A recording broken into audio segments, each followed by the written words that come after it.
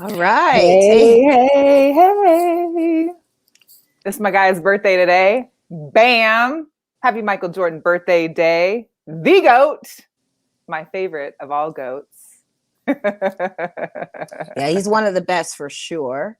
Happy Michael Jordan birthday day. 58 years old. Okay. We see you, Michael. Yes. We see you, MJ, doing your thing.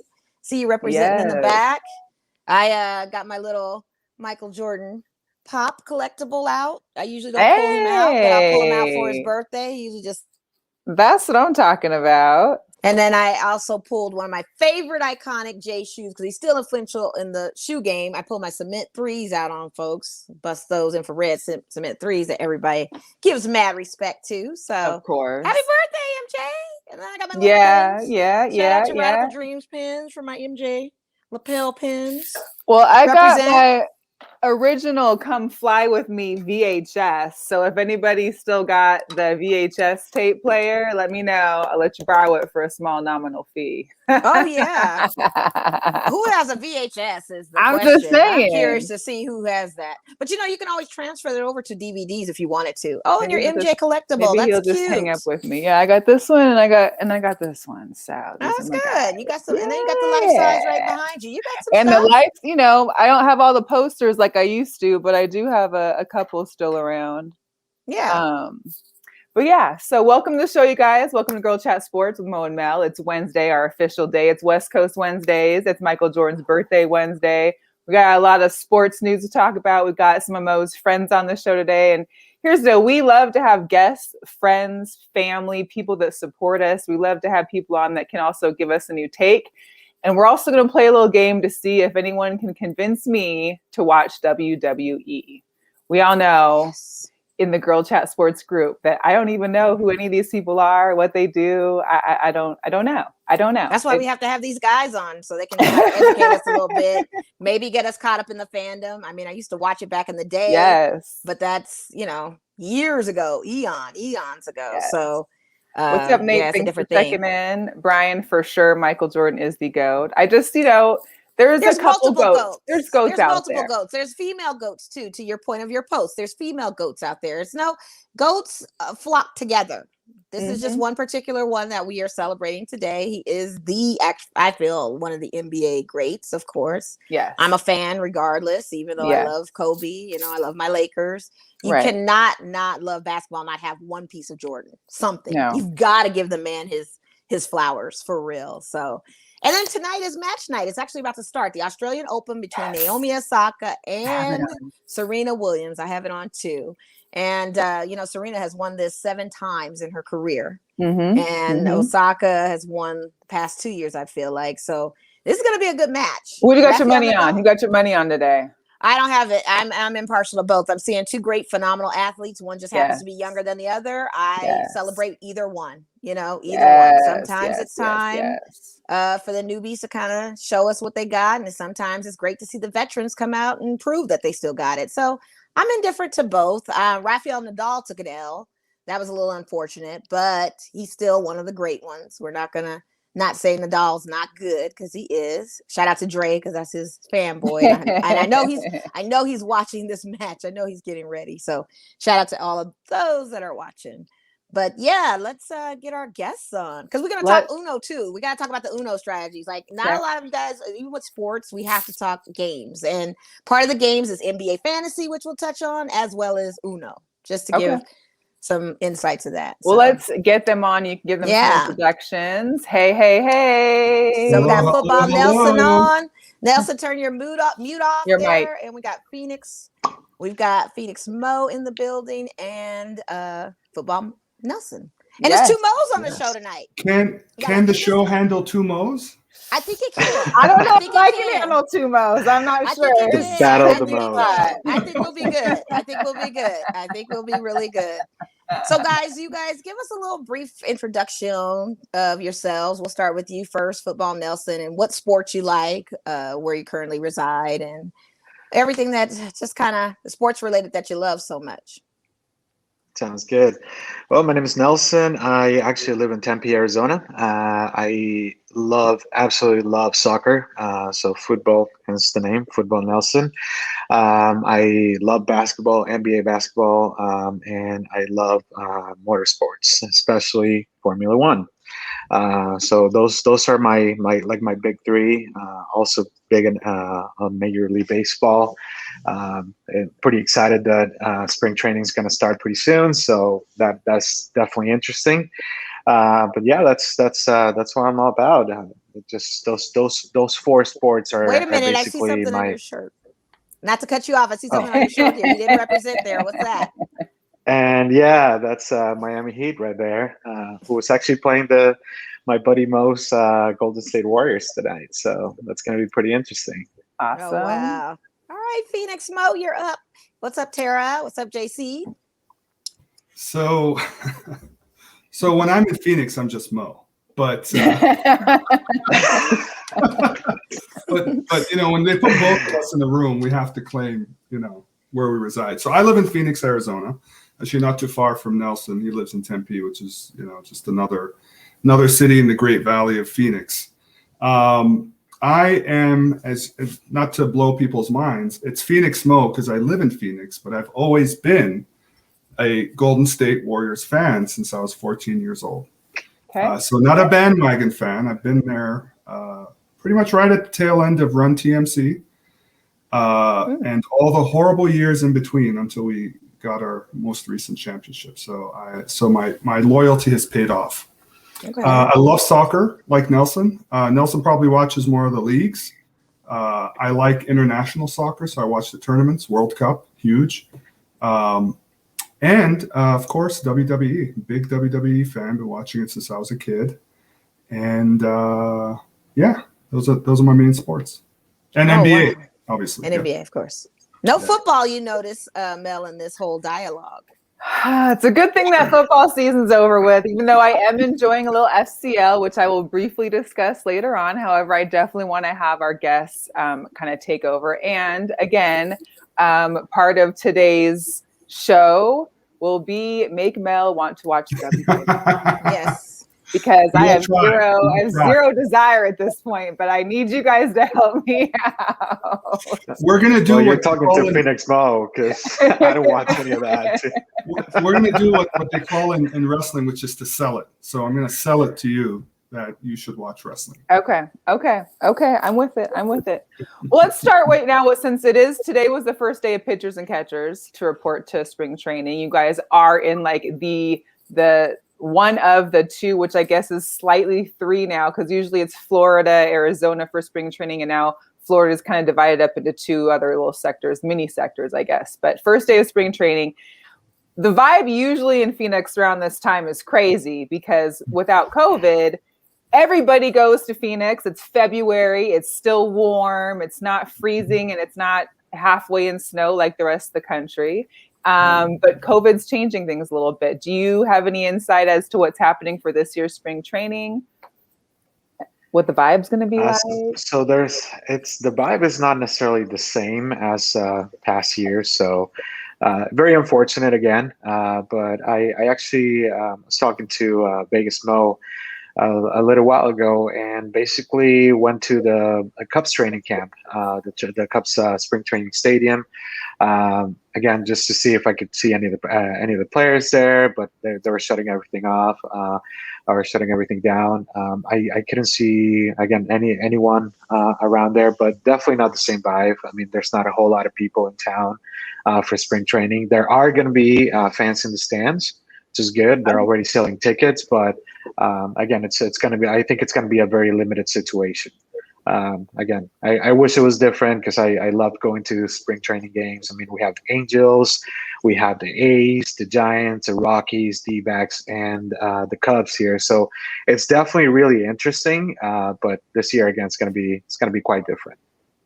Yeah, it's unfortunate. Well, and I actually am making a trip out there in March. I think it's like the 12th or something. I'm hoping that I'll be able to access and get into at least a game or something, because it feels like it's been 10 years since I've seen anything live, especially as a fan.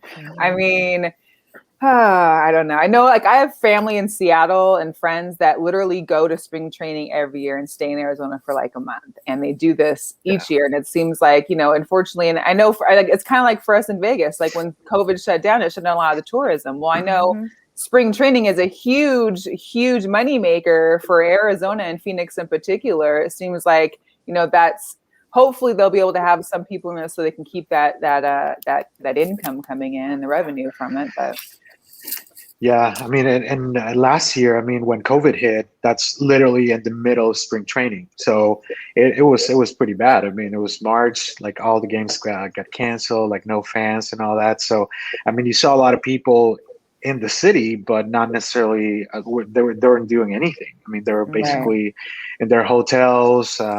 Restaurants started shutting down, so it was a very weird situation. So, I mean, hopefully this year is a little different. Again, not expecting to see the amounts of people that we normally get in previous years, but hopefully it gets better. Wow. Yeah, I know. It's one of those things that I was like, okay, baseball season's here. I'm seeing posts about my Dodgers pitchers and catchers showing up for spring training. And it's like, oh, no one can even go and watch. You can't even go to bat day. You can't go to any of these things that happen around the time of the season. And now that the Padres just extended their shortstop for $340 million for the next quarter of a century, it seems. I mean, 14 years? Yeah, 14 years is a long time. But you just you won't even be able to see him highlight on bat day or anything like that, or on catcher. He deserves it, though. I mean, Fernando Tatis Jr., he is awesome. 14 years. I think he's great. Anyone commit for 4? I mean, oh my God, 14 years is a long, long time. I mean, it's not a fair comparison, but I mean, it's the third largest extension ever. I mean, behind Mike Trout and Mookie Betts. So, I mean, you have to understand. I mean, this kid is young. He's 22 years old. He's gonna be in the league for a long time. One of the best shortstops out there. His rookie season was fantastic. So, I think he fully deserves that. I mean, I'm waiting to see if he can, because the only payout I see from him, Bryce Harper, Mike Trout, the only one that's actually guaranteed their money and locked in a bag and deserved the bag was Mookie, because we got a World Series pennant out of it. Out of those 4. Yeah. So it's just one of those things to see if he does, but he is one of the all-time shortstops. But God, that's a long time. That's a huge commitment. But hey, $340 million, you sign it on. Yeah, so. And he has a no trade clause too. So I mean, there's nothing they can do. He's locked in for 14 years. That's it. Yeah, he's locked in. Yeah, that's crazy. That's gonna be insane. Well, the Padres even be there in 14 years. That's what I mean, another great question. I mean, let's be real. I guess we've all been asking ourselves that question, right? Well, they got their fairly new stadium over there in downtown San Diego, and it's pretty nice. It's a pretty stadium too. It is a beautiful stadium. So I mean, I think they're in because they don't have anybody else. They got, they've lost their team, so they're probably going to be definitely invested in football baseball in the next 14 years. They ain't got a choice. They have no choice in the matter whatsoever. But they don't have anything else. They don't. They don't. Everybody left. They really you had a team, you had a football team. Let's take it away from you. For sure. So. I don't know. I'm sorry, San Diego people. My bad. At least they have beaches. They got beaches. I mean, that's part, it's a give or take. It's a give or take. Yeah. I mean, they got a good rock and roll marathon. That's about all I can say. Coronado's nice. Old Town's nice. They got a zoo over there. I mean, it's cool. I rode a camel years ago at the San Diego Zoo. Oh my goodness. I rode a camel. So, it's cool. They got Legoland. I forgot about Lego and SeaWorld. Let's not give my buddy. So maybe they don't need the sports. Yeah. Got all this other stuff. Maybe they don't. They may not. Oh, it's all about nature over there. It's all about nature. Nature, yes. So Mo, can you tell us a little bit about your Phoenix Suns? They had an epic game yesterday against the Nets. Yeah. It was almost pretty good game. You guys were almost there. I mean, it's not your teams per se, but they were almost there as far as winning. And then here comes this guy named James Harden who does a clutch shot. And then you're just like, oh my God, what just happened? Did you see the game at all? Like I did. the Nets I are had on on this the road tour of background. the West, and the Lakers play them tomorrow. And from what I understand, there's no KD, and then we have no AD. So this road game series is going to be very interesting. I'm just curious to see what are your thoughts as far as these Nets coming in and invading our West right now. Well, let's start with the Suns. You brought it up, right? They started the game hot, and you know, I think they're carrying over some of that energy from when they were in the bubble, right? When they went undefeated, still wasn't enough to make it into the playoffs. They're a young team, right? They're hungry, they're young. They were really missing a little bit of leadership. They got that with Chris Paul, and they started the game perfect. I mean, Devin Booker was playing well to start off the game, but the Nets are an offensive juggernaut. Even with Durant not playing, Harden by himself puts up, 20 or so points a night. And I couldn't believe that it was an implosion at the end of the game. They completely just bombed it. It's interesting. The Nets experiment, I can't fully give it a grade yet because we still haven't really seen their big three play together at the same time, right? There's always one of them resting. At some games, two of them resting. Durant's out, hamstring injury. Kyrie comes and goes as he pleases, depending on his mental state, right? Mm-hmm. And Durant, and Harden, he has a case to prove, right? He pushed his way out of Houston. He's been getting a lot of bad rap.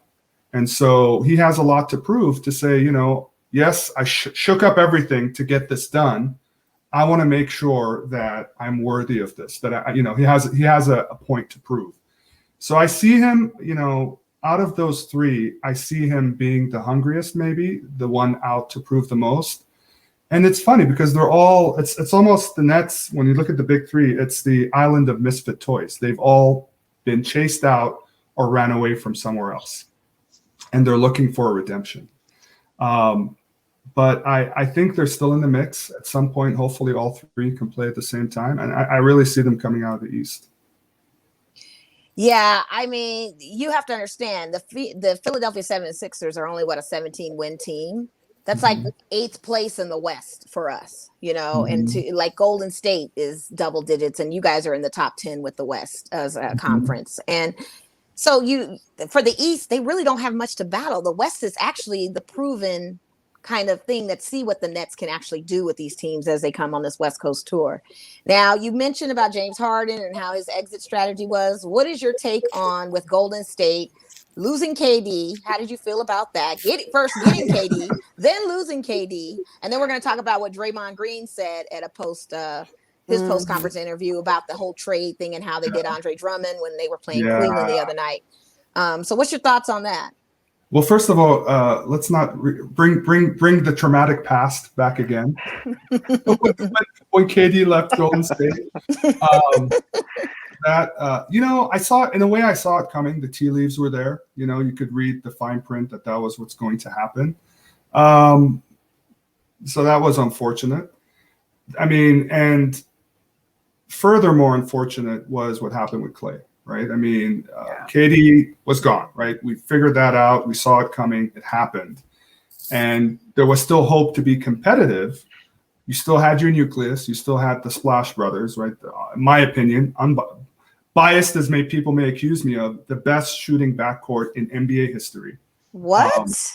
Yep. Okay. The big words, dude. Yeah. That is, man. And you have Draymond Green, right? The secondary playmaker, sort of the anchor of the team. But Clay going down twice, really, if you think about it, right? He had that first injury during that playoff run where KD also got hurt. Mm-hmm. So he was essentially out for a year. The hope that he'd come back again this year, and then hurt himself again, I think in the preseason, ended his chances of. So it's sort of been a mini rebuild, if you will. And they've been dealing with injuries since. They don't have any big men right now. James Wiseman went down. Marquise Chris went down. Kevon Looney went down. And so they're being forced to play the style of play that they're usually known for, which is small ball, but which isn't necessarily optimal if you're playing another team with a dominant big. Yeah, with a lot of bigs. And that's hard because we had tried to adjust to the small ball, but I think the Lakers and some other teams like Giannis and company and those that have gotten and recruited bigs have kind of shifted that whole kind of game sequence and play style to now bigger basketball. You got the Joker over there in Denver, another big. It's just it's definitely kind of an effect. But to be honest with you, I'm shocked that Golden State is doing as well as they are. I really did not expect them to have as many wins as they do right now and to be in the top 10 of the Western Conference. Right. They're back in it. Yeah, they are. So, and they're above 500. So, I mean, I can't be mad at what you guys are trying to do. Now, the other night. I mean, their bench is playing pretty well, though. Yeah, their bench is. You got to give them that.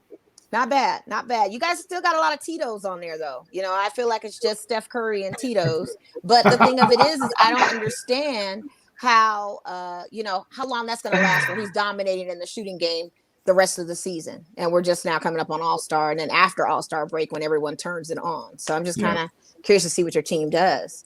But well, there's one thing, sorry to interrupt, there's one thing to consider. I think that may have factored into this little swing. Remember, they acquired Kelly Oubre Jr. At the beginning of the season. He started the season playing horrendous. He had played in Phoenix, a couple of years, was one of the best players during, the last couple of year run when they had Rubio, Oubre, obviously Devin Booker, and a few other guys. So they were expecting him to come in right away and be that producer. He's rebounder, shooter, potential to have a double-double most nights, right? He's had a horrible start to the season. People are saying, well, he didn't know the system. It's a new place. He's trying to figure things out. But over the last week or so, it's been clicking. He's finally gotten out of his slump. He's shooting better. He's rebounding. It's consistent. And so I think, I wouldn't say it's all attributed to him because Steph Curry's a threat every night and he's been producing. But having Kelly Oubre now as an effective part of your offense and defense, right? He's doing a lot of rebounding, has helped them to kind of close out games. Mm-hmm. Andrew Wiggins, on the other hand, is still horrendous. Yeah. Y'all got to do something about him. He's a non-factor. Man. Whoever has him on the fantasy league, I'm sorry for you. I don't even know if he's still, up on for free agent trade. I don't know, on Yahoo Fantasy for our basketball, because I would have never have grabbed him. I'm glad I didn't grab him because I already knew. Yeah. So the night of the game against the Cleveland Cavaliers, Draymond had a lot to say because I was even watching some of that game, looking forward to seeing Andre Drummond, who to me is one of the most dominant centers still out there in the game, even though he's considered a vet. This guy averages 13 rebounds per game. I mean, he's a double-double guy. So for them to announce that he was suited up, then send him back to the locker room and put him in his street clothes and have him make him sit on the bench to announce a possible trade, it's just, oh my God, it's just unfathomable. And to Draymond's point, it's very embarrassing. And it's a wake-up call to the league that some of the hypocrisy when it comes to trades really needs to be looked at as far as teams and the players. What's your guys' take as far as that goes? Was he right or was he wrong in what he was saying? I got to tell you, the whole Drummond situation stings me personally because he's on my fantasy roster. He's like one of my top 3-4 players, and he's not producing. And, I'm on the verge to lose to an inferior team, but that's neither here nor there. Okay. But, 2 in a row, buddy. 2 in a row. I'm right there with you, Mo. I'm losing too. I mean, I'm close this match, but I don't know. But you guys are playing each other this week. I don't know if you guys realize that. Yeah, we'll talk about it. Well, are we really playing? I'm beating Vegas, Mo. So it's all good. That's not a conversation. You're barely beating me, Nelson. Honestly, like I can catch you at the end of the week. I'm sorry. You're 900. You go ahead. Whatever. I'll keep streaming and I'll beat you. No big deal. No, I think I got you this week. But anyway, I'm not. All right. This with you. So the Drummond situation, and same thing with Blake Griffin, right? I mean that's to a lesser degree. Yeah. In terms of it happening, Draymond has a point, right? I mean, I'm trying to look at it from both sides to try to understand this a little bit better. He does have a point that players, especially obviously if you don't have a no trade clause, you're basically a chess piece and, a commodity to be moved around as well. I mean, I remember a few years ago that Harrison Barnes incident where he was in the game. He was in the game on the court. He was in the game. Yeah. And then somebody whispered something to him or, it came to him and then he disappeared into the locker room. The thing that irks me about this from the player's perspective is a lot of the times they don't hear about the trades directly, especially if they're in the game. One I forget who it was, not too long ago, found out about a trade in a post-game interview. Mm-hmm. Oh, you were traded. How do you feel about the trade? And he's like, what happened? So I think that's unprofessional. I get it. Trades are part of the game. It's how the business works. But I wish the organizations had more courtesy to let their players know ASAP, certainly before a game. I mean, a trade doesn't magically happen in the middle of a game. There's a lead up to it. And so there's a potential for a trade to happen. Alert your players, right? I mean, it's a simple courtesy. I think that would eliminate most of this issue. So did the trade go through? Sorry, because I'm still trying to work my way back into the NBA season. Football just ended, but did they actually trade him? Because I thought it was just the trade rumors or him being announced for trade. They didn't trade him, neither Drummond or Griffin, but they basically announced that our intent is to trade them, and I think also partly, certainly at least with Drummond, somewhat with the agreement of the player. And part of the reason they're benching them is they don't want to hurt their trade value. The last thing you want is for them to get injured. Because I'm like, well, why do you have to even bench just to know that you're being traded? Okay, well, let me still play at least. Let me keep loose. Let me do. Okay, I get it. So right. Plus, they wanted to analyze. They wanted to analyze Jared Allen too on that squad to see if he would be a good replacement to Drummond and see how his playmaking abilities will be. But I'm sorry, to give up Andre Drummond, I think is honestly ridiculous of what I've been seeing from this Cleveland team. Because to be honest with you, they almost took our Lakers when we were on our road stint. We almost lost to Cleveland because of Andre Drummond. He was a huge factor and playmaker in that game. So for them to I just was shocked. Blake Griffin, not so much. I mean, he's got a $75 million bounty on him, but I mean, they can easily pay that probably when he goes somewhere else from Detroit. But I just don't. Oh, what happened? Okay. Don't understand where that froze it for a minute. Possibly can go. So well, I think with the Cleveland trade, right? So that was a byproduct of the Harden trade, right? The three, actually 14, essentially 14 trade. From the Cavs' perspective, two things were going on. Number one, Drummond has obviously, as you said, a more expensive contract, and it's an expiring contract, so it's a very lucrative trade piece. Trade deadline. Jarrett was balling out in Brooklyn, cheaper contract, younger, and so they figured they'd bank on younger, cheaper center, longer contract, and keep kind of work him into the roster. Agreed, Drummond is amazing, and I think once that trade happened, most of us figured out the writing was on the wall for Drummond. In the beginning, if you kept track with the news and some of the interviews, they played it off to say, Drummond is still our guy. Jared is there to back him up. We're going to work, but slowly it started to become a timeshare. Drummond's minutes started to dip. So they're playing the same amount of minutes in the game. So you started to see the writing on the wall. So I wasn't surprised that this was what was going to happen. Blake Griffin, like you said, super expensive contract, super injury prone. That one could end up in a buyout versus a trade, because I don't think there'll be a lot of people that'd be willing to pick up that contract. Drummond may still get traded or bought out, but I think has a higher likelihood of getting traded versus being bought out like Griffin.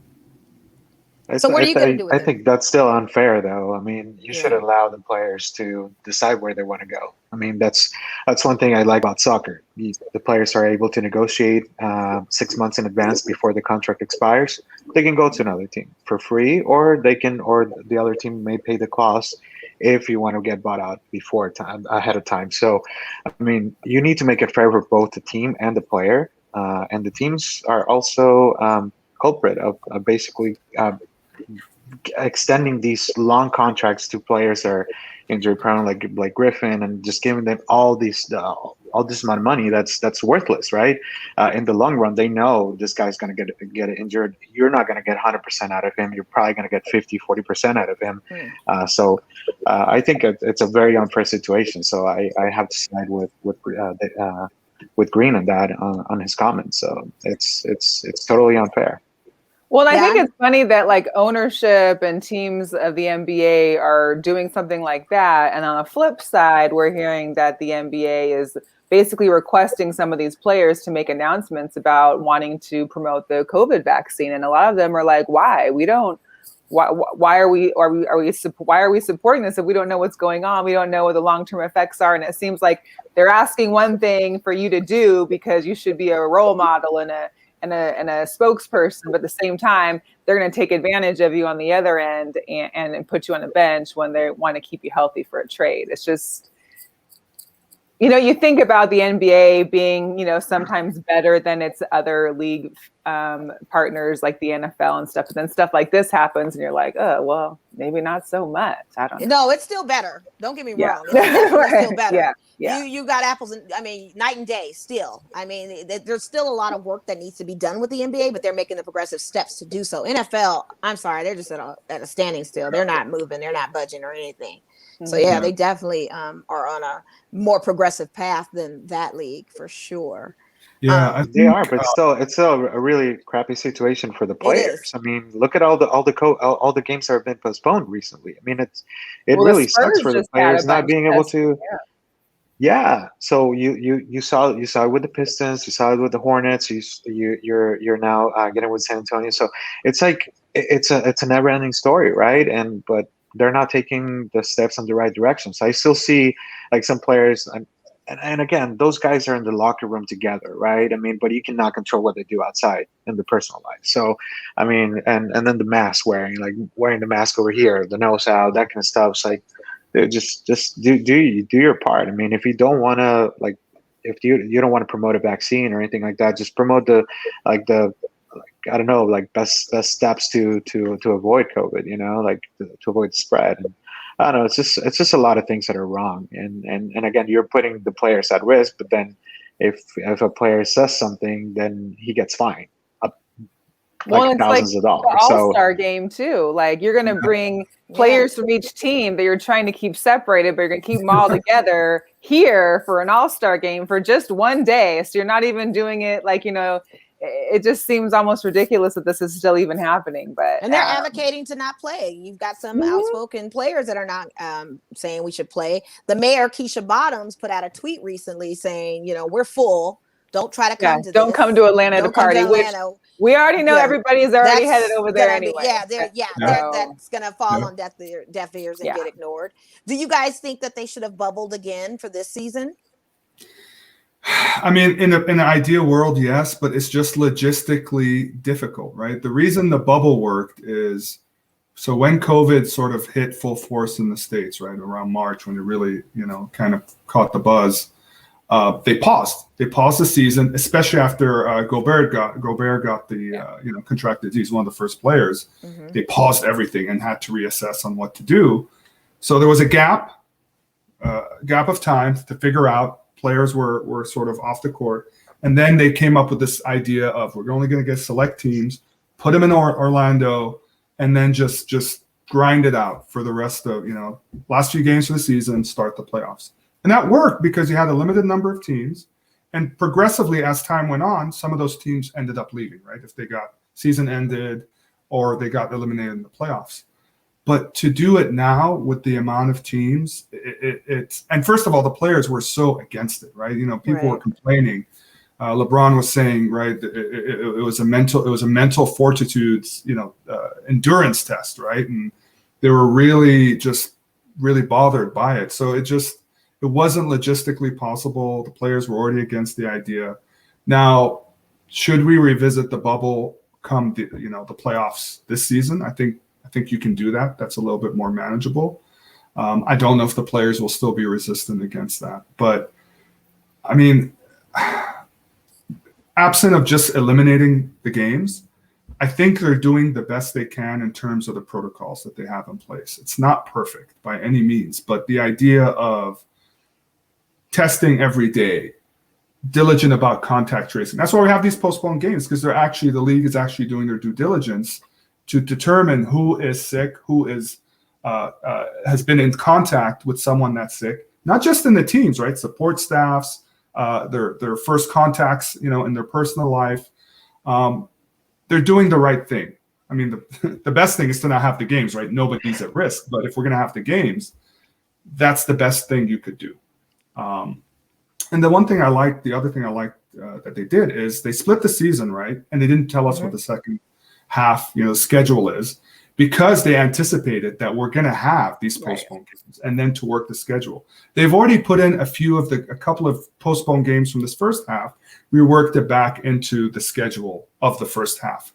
I think it just happened recently. What was it? Detroit. So Spurs were supposed to play Detroit, right? Spurs had that COVID outbreak. So Detroit couldn't play. And then I think it was Charlotte and Chicago. Charlotte was off for contact tracing a couple of games because they had just previously played the Spurs. So what the league figured out is, well, hey, Detroit can play, Chicago can play. They're right next to each other. They replaced that game, I think, for tomorrow or next couple of days. That game wasn't supposed to happen until the second half, the unreleased schedule. So it's figuring things on the fly, but I think the plan they have is the best possible considering the situation. Well, it's not the best for me personally because I'm in this fantasy league with you guys, and I cannot get it together if these schedules keep changing and postponements with my players. I'm losing to Nelson currently right now, which is not a good look. I feel like I'll prevail by the end of the week. Carl Anthony Towns has been out for almost a month, and I just got him back, and now he's not even performing as well as I expected him to. And there's no one up for grabs on these trades or anybody I can just list as a free agent or anything to pick up someone else. I'm stuck with the players that I have. Sadly. It's just too risky right now. We need your honest opinion. How is Mo doing? Vegas Mo doing in her first season? Why are you trying to embarrass me of NBA? I just want to ask because I know for me, I gave it up after like the first month. I couldn't handle it. I love fantasy football, but fantasy basketball is like fantasy football times 20. Like on steroids. On steroids. I couldn't handle it all. I couldn't do it. It's like my brother does the baseball fantasy too, but there's no way I could do it. So we'd like to have your take on how our Mo is doing in her first year in the NBA Fantasy League. I think she's doing pretty well. Honestly, this is my first time doing fantasy anything. So the first 4 games, I think you were great. I mean, you were on a roll, but then you had some pretty big opponents. So I mean, you have teams who are absolutely loaded, like Mo's team. He's got a pretty decent team. Thankfully, I mean, this week all his players got hit by COVID, so he's doing really bad, and he's not gonna be number 1 anymore. And honestly, I think you're doing well. I think you're doing pretty well. I'm still gonna beat you, but I think you're doing well. And keep in mind, it's 14 of us on this squad. This is the biggest. That's it's a huge roster of us playing. And I like that it's integrated there. I'm not the only female. There's a few females out there that are actually doing much better than me, where one of them is LeBron James is her name. And she's got this A-list squad. And we all try to knock her out, but she's kind of coming down a peg or two. Like she's not number 2 anymore. I think she's down to 6. I want to say I'm like at number 10 right now. So I'm not at the bottom, but I'll take where I'm at. Like I'm not tripping. Now, let me tell you what they're not telling you. So they're both trying to get, there's a race. They're both fighting to get the 8th spot. Let's just call a spade a spade. They're fighting to get what? The 8th spot. Like they're fighting to just get into the playoffs. To make it to the playoffs. Yeah. I mean, I understand that, but hey, that's what you need to do. You got at least if you can get there, because you can always take down the number 1 team come playoff time if that's the case. You don't have to, That's true. And Mo, with you being commissioner, can you give some tips as to how, if people wanted to get an NBA fantasy, what's the best strategy? Because I clearly missed the boat. You called me and like, Mo, you got a lot of point guards.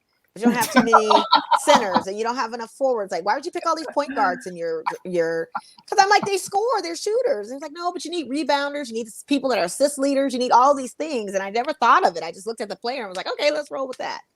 What tips do you have on the next season go round? Maybe Mel will play with us. Future, cool. If she's ready. I got to answer about the WWE first, but we'll get there. So that will go that route first. Yeah. So I'll give you a little bit of background on my league, just to set the context to be able to answer your question. So I started this league about 10 years ago, and I've been commissioner since. And there's a core group of people, but there's always people that end up leaving. New blood comes in, like Mo and Nelson. And we play a head-to-head league, right? It's not a rotisserie league. And what that means is you actually play a different team every week, and you win by having the most number of fantasy points generated. And that's associated, at least with the NBA, points scored, assists made, rebounds, steals, blocks. Those count towards generating fantasy points. And then you have things that take away, which are turnovers and personal fouls. In my league, I have a little wild card, kind of like a joker element, where technicals, flagrants, and ejections usually would subtract from your fantasy total. But in my league, they actually add. So they're a weird bonus because you can't plan against flagrants and technicals and ejections, right? You don't know. They're kind of wild cards. And so to add more of a wild card element, if you get one of those, you get a lot of points, like based on, I think if you get an ejection, you get plus 15 points. So it's just sort of a wild card. But the other thing is, points are 1 point, but then rebounds, assists are 2 points each, those other stats. So you try to get players that, obviously that can fill up the points column, but you want players that can fill out the rest of those. Steals and blocks they usually don't happen very often in the game, or players don't have a lot of them, that even those that have a lot of steals and blocks average per game, they're not usually very high.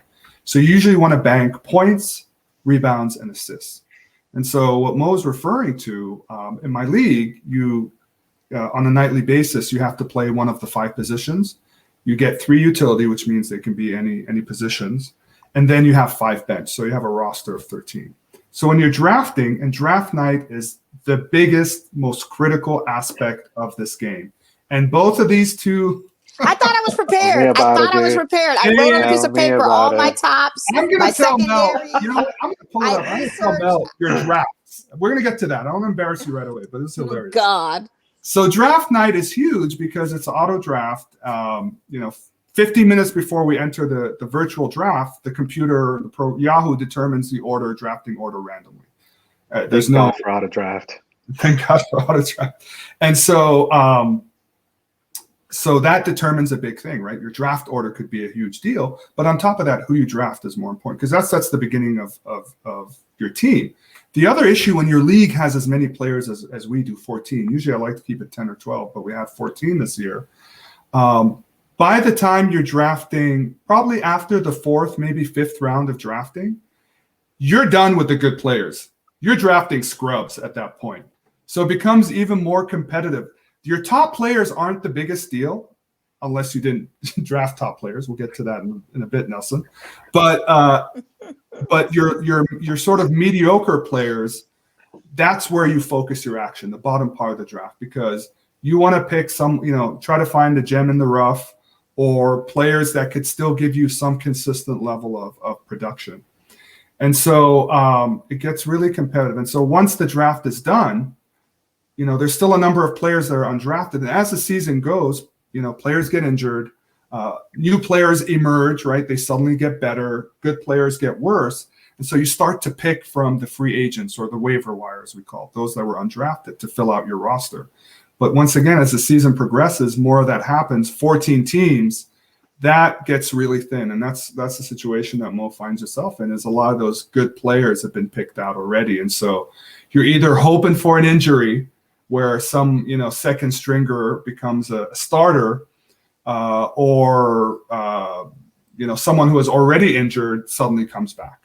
So. Now, in instances like right now with the COVID and quarantine and pandemic, I know that usually there's an IR spot for your top players that are injured and put on a side, kind of like in football.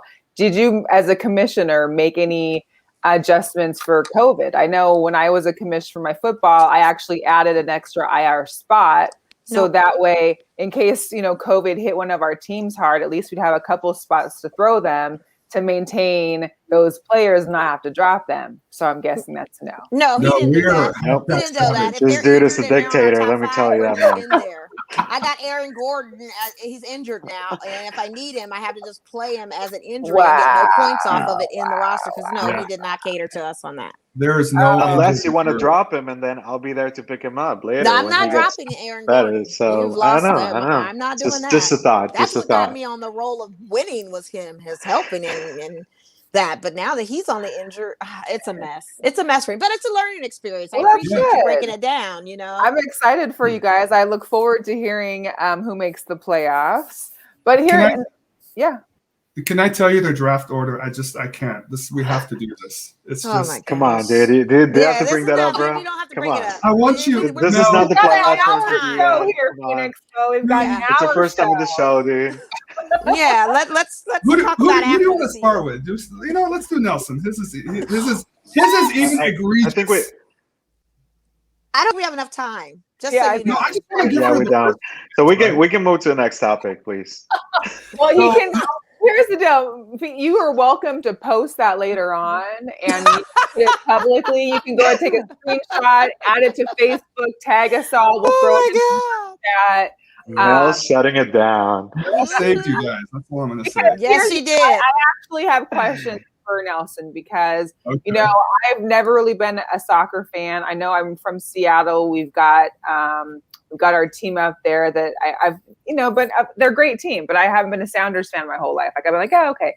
We came out here. We started covering the Lights team, soccer team out here, and I began. Okay, I'm starting to understand a little more soccer and get it. But here's some things that I don't understand. Why are there so many leagues? I don't get it. Whenever I look on my ESPN app, Champions League, the Premier League, La Liga, English League. I mean, it's like, how do I tell the difference? Are they all the same? Are they all professional? Are they all? I'm lost. That's a very, very good question. So basically, soccer is structured completely different than any other sport. For example, NBA, you don't have relegation. So teams in soccer, they play so they can stay in the Prime League. So La Liga, the Premier League in England, you have the soccer tournaments in Brazil, all over South America, and all over the world. I mean, every single country will have their own league. But they also have B League, they have C League, then they have fourth league, and that's how they go.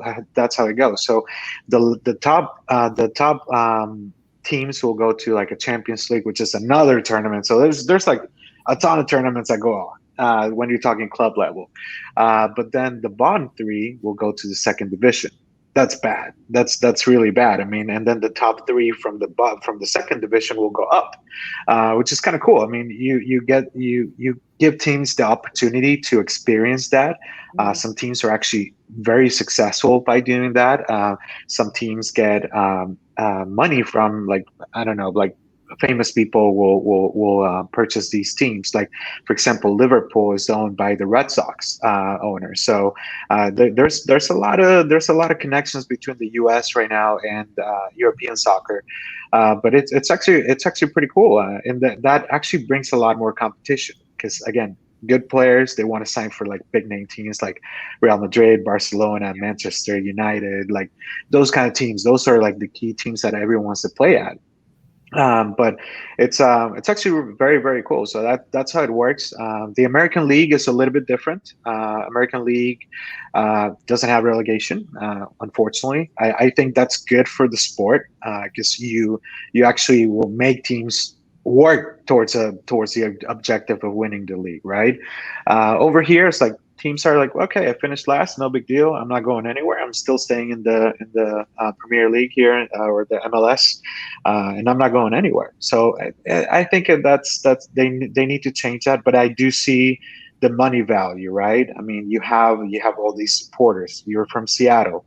Seattle's probably got the best team, I think, from a fan base perspective in the country, followed by Portland. Actually, those two teams are like they're fantastic, and they have a pretty big rivalry too. So that's I like that soccer is taking off here now. The last couple of years have been fantastic.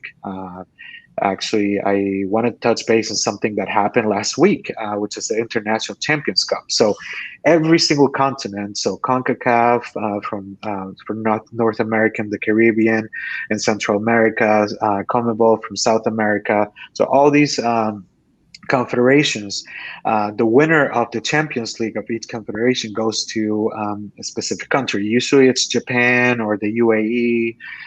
This year was in Qatar, I believe. And so you had Bayern Munich, which is probably the best team for the last couple of years. They're German giants. You had Tigres from Mexico, who actually beat LAFC in the Champions League for CONCACAF. And Tigres actually made it to the final. It's the first time ever that a team from CONCACAF makes it to the final. So they played against Bayern Munich, and they lost 1-0. But that's a huge win right there in their books, right? I mean, you're thinking about the first North American team that actually made it to that instance, and that's huge. I mean, you see that progress from North American football, and I'm pretty excited about this. Then we have the World Cup in a few years here in 2026, I believe, that we're going to have the World Cup here in the U.S., Mexico, Canada. So like the granddaddy, right? It's like the World Cup is like the granddaddy, like the World Cup is like the granddaddy. Like that's where you get all the best players from every single team representing their country. So that's like the ultimate experience. That's where you want to be. You want to be in the spotlight, and then that. I'm sorry. Are you playing for that? I mean, aren't you having to like qualify like a year or so or more in advance to like work? Yeah, so you still have your duty. So think about it from this perspective. So you have the NBA team that goes to the Olympics, or I'm sorry, the basketball team that goes to the Olympics. All made by it consists of NBA players, right? So the best players from each one of the teams, that's where the head coach will actually go ahead and pick and choose from each one of the teams. Kind of the same thing goes for soccer. I mean, they can play in any country in a league setting, and then the manager will actually call them up. Hey, you're gonna come. You're gonna come. Usually they pick 3 or 4 players from each position.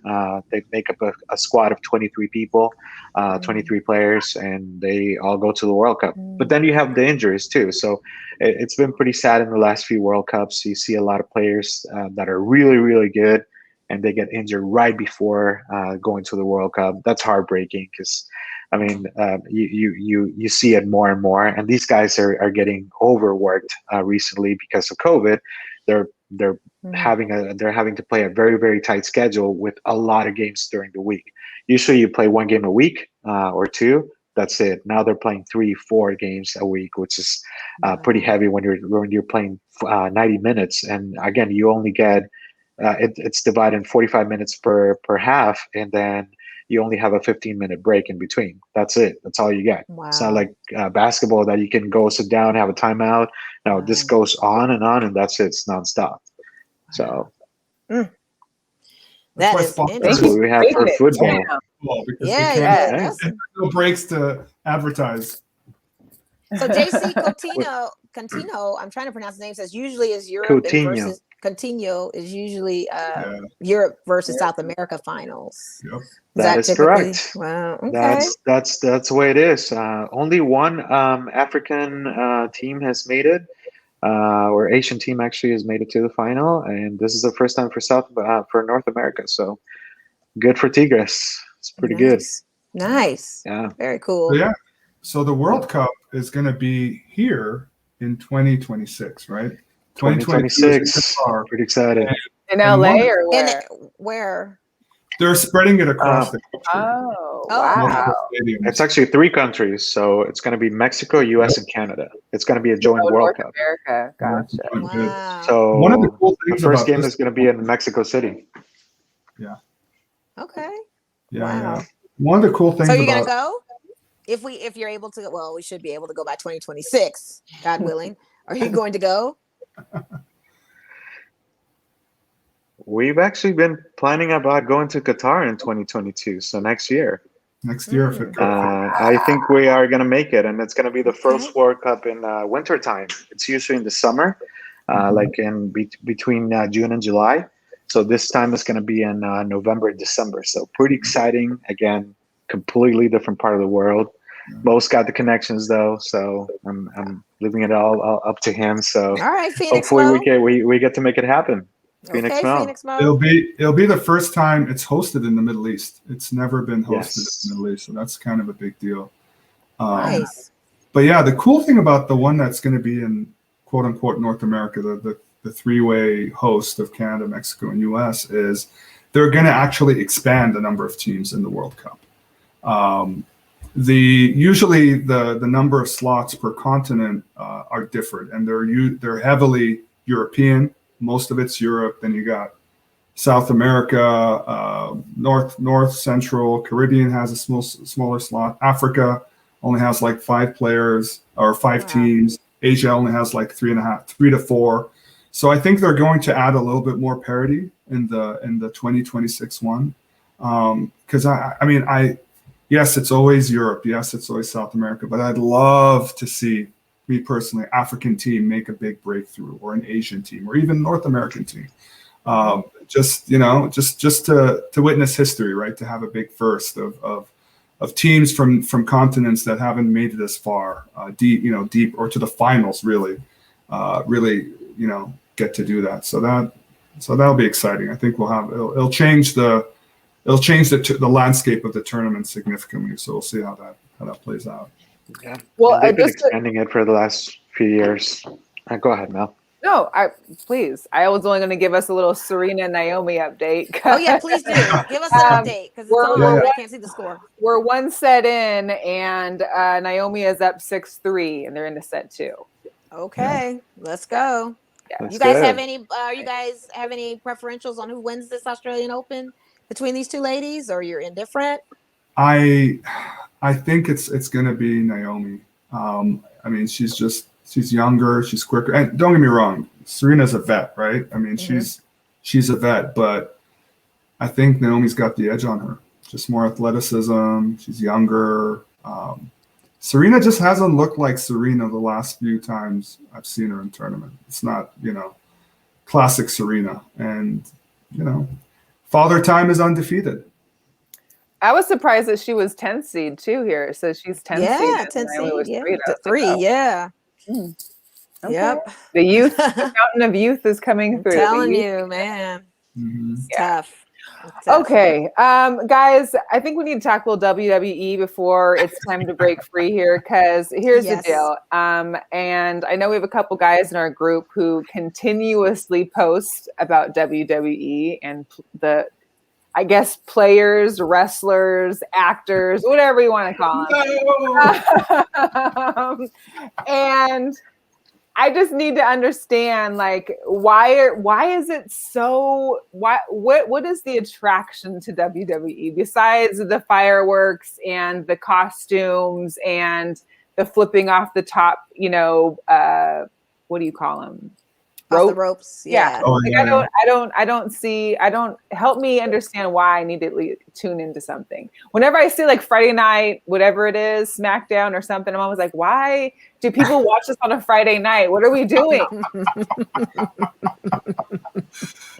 Well, one of the ways I like to describe wrestling, it's a soap opera, but it's a soap sports opera. It's a soap opera in sports. But really, I've only tuned in back. I've watched it on and off throughout the years, and I've kind of tuned in.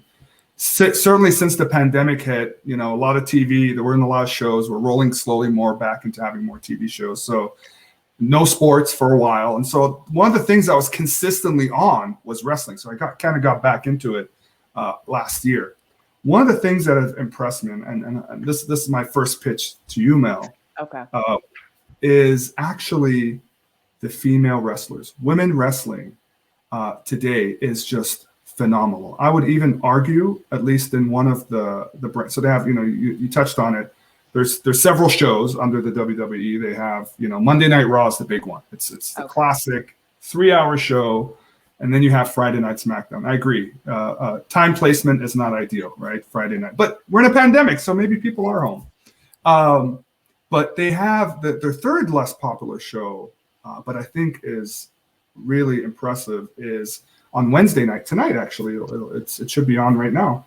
is NXT, which is kind of their talent development show. So a lot of the new talent they hire or they bring in from overseas, they usually tend to start them in that show. And so you may not have as many big names, but eventually with time, they sort of shine, they get more following, they tend to get bumped up into those two other big shows. But one of the things that's impressed me the most is the female wrestling division, especially in this NXT development show. I mean, they are rough, they are tough. Some of the craziest wrestling I've seen, high flyers, technical moves, and they're women. And I would argue the women on that development show are even better than the ones that are on the two premier shows, because they're trying to crack the business. They're hungrier. They tend to be younger, so they're more athletic. And I mean, some of the stuff I hadn't seen in years. I mean, just crazy wrestling maneuvers. And this is to contrast that, a few years ago, they used to call the female wrestlers divas, which I remember that. Is, maybe when you really look at it holistically, it's not as flattering, right? I'm like, well, they're wrestlers. Why not just also call them superstars like you call your male wrestlers? And so I think the women's division in wrestling has just exploded. And in fact, I would say up until recently, because this wrestler ended up getting pregnant, and so she had to kind of go off show, the best wrestler they had that attracted the biggest draw, men, women alike, was a female wrestler by the name of Becky Lynch. I don't know if you've heard of her. And she was so badass that her moniker, they used to call her the man. I am the man, Becky Lynch. I mean, it was phenomenal. She has the hugest fan following, bigger, at least when she was still wrestling before she went on maternity leave. Wow. The biggest, honestly, had the biggest wrestling following, most popular than any of the male wrestlers. So the women's division, honestly, right now, is the selling point for me. And I hope it's the selling point for you too. I will see what I can work out on. It's a Wednesday night, Mel. Here's the deal, and here's my other thing too with wrestling is I feel like, especially during COVID, I feel like the one sport that would really need the fans there would be wrestling. And so it felt like if we can't have I feel like fans help you get the energy for the wrestlers to do their thing. So I'm like, well, now I really don't want to watch because there's no fans there. You can't get pumped off and no fans to wrestle and throw down. And I don't know, I guess I'm because I'm a 80s-ish baby-ish. And so I grew up on like wrestling, like we know Hulk Hogan. I watched part of Dwayne The Rock Johnson's show yesterday that had premiered, and I didn't realize that his dad was like friends with Andre the Giant and the Samoan Brothers and Junkyard Dog and all that stuff. So I was like, those are people that I remember, and I just like you mentioned, it's a soap opera. Well, I haven't watched soap operas since I was a kid, and people that watch soap operas now, I feel like are like my mom. Or like people that are stuck at home from school and have to watch it with their parent or grandparent or something. So it's a really good soap opera. I still watch the stories. I only watch Young and the Restless when I can catch it. Like, but it's amazing because it's the same people that are still there. Oh, absolutely. Like, how are absolutely. you Crazy. That's too crazy. Like, what are you doing? Absolutely. I mean, and Botox. Y&R. I love it. Oh my God. I will say, I'll just add another potential hook because you said you have appreciation for those old school wrestlers. Mm-hmm. There's a lot of prodigies now, second generation, that are connected, and you said The Rock comes from a huge wrestling family. His cousins or sort of cousins second remove or nephews, however you want to call it, they're in the business. And they're some of the biggest wrestlers right now. Ric Flair's daughter, huge wrestler, Charlotte Flair, connected to The Rock, his cousins, Jimmy and Jay Uso, his other cousin second remove, I think, Roman Reigns, currently the champion on SmackDown. See, this could be your selling point right here. That there's people that I do know who's now have, okay. And once in a while, the legends, they call them legends, all the retired ones that are still alive that they come on the show. They come on, they mentor, they do one of the nights beginning of the week is called Legends Night, where all, as much of them that they kind of pop in around the show. So there's definitely connections to the past, to the history. The Rock, could show up on occasion. And the key thing about this period is we're on the road to WrestleMania. So WrestleMania is the biggest pay-per-view that happens in March. And in January, they have the Royal Rumble, which had just happened, where the winner, it's sort of like a 30 man, 30 women, throw them off the top rope, last man, woman standing, gets the title match at WrestleMania. It's a big deal. And the female Royal Rumble, someone new won it for the first time. Great athlete, by Bianca Belair from Tennessee. Yes. Someone posted that in the group. I still didn't know who it was, but now I know. So I feel okay. Good. So you're tracking. So she's going to headline WrestleMania. That's a big deal. And she's, there's a lot of charisma and character. I'll be honest with you. The draw for me isn't the technical aspects, the wrestling. It's the personalities. It's the storylines. It's the flair, the charisma. It's the pageantry of it, so to speak. So, okay. Yeah. I may check one out. Because football's over with. I have nothing to do on Mondays or Sundays anymore. I maybe Wednesday after a show, maybe I'll DVR it or something and check one out. But thank you, I appreciate that. So that's right. Shout out to Chris Rhodes, our guy that is always posting. Shout out to Arlington. He actually loves WWE. So we have some guys in our group that actually, and we never talk about it. So it was perfect that you guys were on, and I knew you were into that. So yeah, thanks for breaking it down, and hopefully Mel will get sold into it. I'm done. I mean, I watched Total Bellas. I watched the reality side of it. That whole drama, and I never liked the Bella Twins. I watched MTV's Tough Enough when they were competing on who could be the next potential pro wrestler when Tough Enough was on, and that kind of thing. So I'm I think that was one of my issues is because remember the Miz, whatever. Like when I saw him on a reality TV show on MTV, I was like, why is he a wrestler now? I was like, oh yeah. If you can go from reality TV to wrestling, I don't think wrestling's a sport no more. Like I'm done. That's how I felt. Like seeing these people that are just like famous because they were on a reality show now are becoming a professional athlete. Like, come on, no. But I think I can give it a shot. I think maybe for WrestleMania I'll be able to tune in. Yeah. I think you hurt them in the heart when you said it wasn't a sport. Well, that's what some people. I mean, my feeling was, how is this guy just gonna, in his mid-20s now, gonna be a professional? I mean, from watching Tough Enough and the grueling exercises, you just walk into at middle of your 20s. I don't know.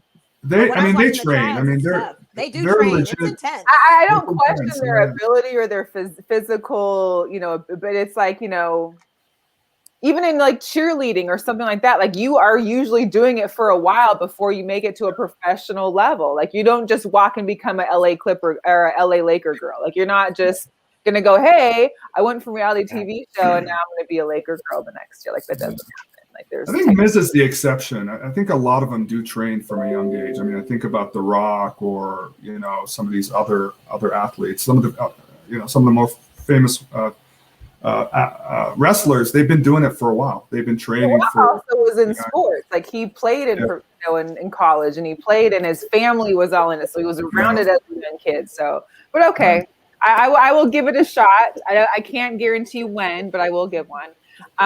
Before we close out the show, we do a girl power, and Mo hit me to this girl power today. Our girl Liz Cambage from our Las Vegas Aces.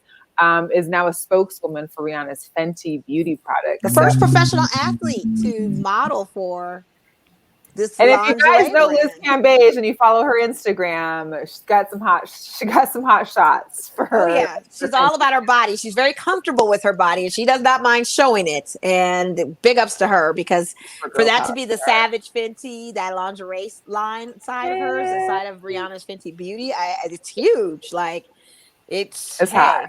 It's hot. She looks great, and it's going to be pretty cool. Yeah. So, but to wrap up our Michael Jordan birthday, our GOAT birthday today, I just wanted to see if anybody wanted to share like their favorite MJ, memory, or their favorite, Jordan sneaker, or any of the above. Feel free. We know Mo's. Actually, mine are the Oreos. I still love my Oreos. I have the Oreo 4s too, but I don't want to pull those out. I was just going to pull out the signature colorway that he's actually played in. So I was like, I'll just pull out my 3s. Yeah. But I do like my 4s, and I like my Legend Blue 4s. I've got a lot of J's. We like J's. What about you fellas? You guys got some stories? I know you have a Kevin Garnett story. We'll have to save that for another day, Mo, because I know you have a Kevin KG story. But Nelson, any particular MJ moments that kind of gotcha? You can go ahead, Mo. I only have bad stories from Michael Jordan because he beat. Not in a bad way. He just beat the Supersonics and he beat the Phoenix Suns. So I think my connection's going out. So later, guys. Oh, now your connection's going out. Okay. I cannot hear you. Sorry. Okay. So I guess you could say MJ is what got me into the NBA. So I remember my very first NBA game. So a little backstory. So my dad lived for a while in Chicago, right? He's like big Chicago, fan guy in the 60s, right? And so growing up, when we were overseas, I just remember I was 12 or 13. It was basically, I'm gonna give my age away. That finals where they played the Suns. And I remember just hearing about it and my dad talking about, Chicago Bulls. I was like, I know Bulls basketball. I didn't know anything.